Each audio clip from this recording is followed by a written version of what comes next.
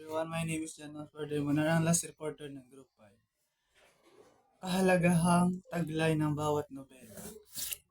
Barlaan at Diyos Sabhat. Paniniwala at pananalig sa Diyos.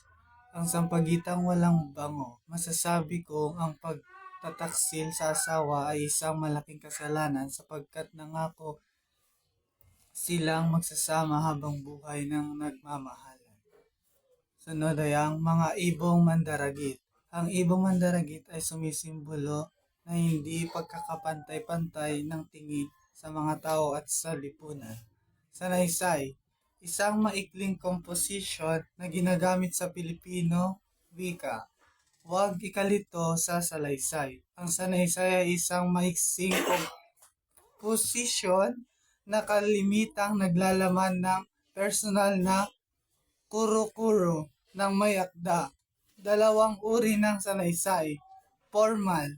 Ang sanaysay na palana na tinatawag din na impersonal ay naghahatid ng mahalagang kaisipan o kaalaman sa ng makaagham at lohikal na pagsasayos ng mga materialis tungo sa ikalilinaw ng pinakapiling paksang tinatalakay.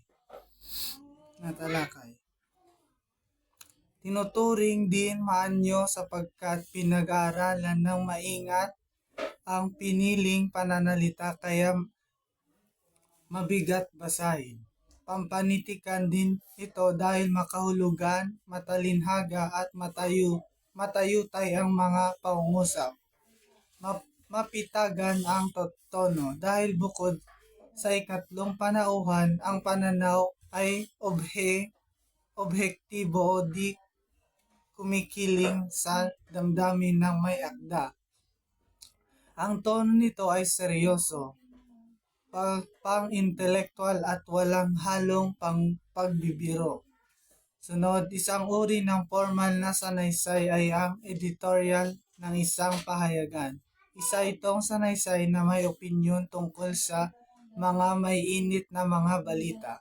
Bagamat may opinyon, ito ay hindi ginagamit ng unang panauhan sa paglalahad. Next ay ang di-formal. Ang sanaysay na di palana na tinatawag din na personal o palagayan ay mapang-aliw. Nagbibigay lugod sa pamamagitan ng pagtatalakay sa mga paksang karaniwang pang-araw-araw at personal. Idinidiin dito ang mga bagay-bagay, mga karanasan at mga isyong bukod sa nababakas ang personalidad ng may akda. Ay maaaring makiramay o maging sangkot ang mambabasa sa kanyang pananalita at parang nakikipag-usap lamang ang may akda sa isang kaibigan, kaya magaan at madaling maintindihan. Personal din ang tawag sa uring ito dahil pala kaibigan ang tono nito dahil ang pangunahing gamit ay unang panauhan. Subjektibo ito sapagkat pumapanig sa damdamin at paniniwala ng may akda ang pananaw. Sunod ay ang kahalagahan ng sanaysay. Tungkol sa mga sanaysay, baguhin bagamat ang mga sanaysay ay hindi mga patakaran at panununtunan. Maaari din itong isaalang-alang sa pag-aambag, hindi sa pag-aambag. Hindi lahat ng mga pangyayari ay nasasaklawan ng mga patakaran at panuntunan.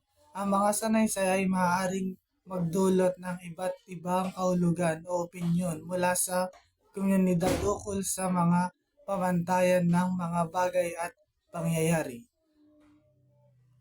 Ang kahalagan ng isang sanaysay ay kailangan maunawaan ng naayos sa koneksyon gamit ang common sense at pag-iingat.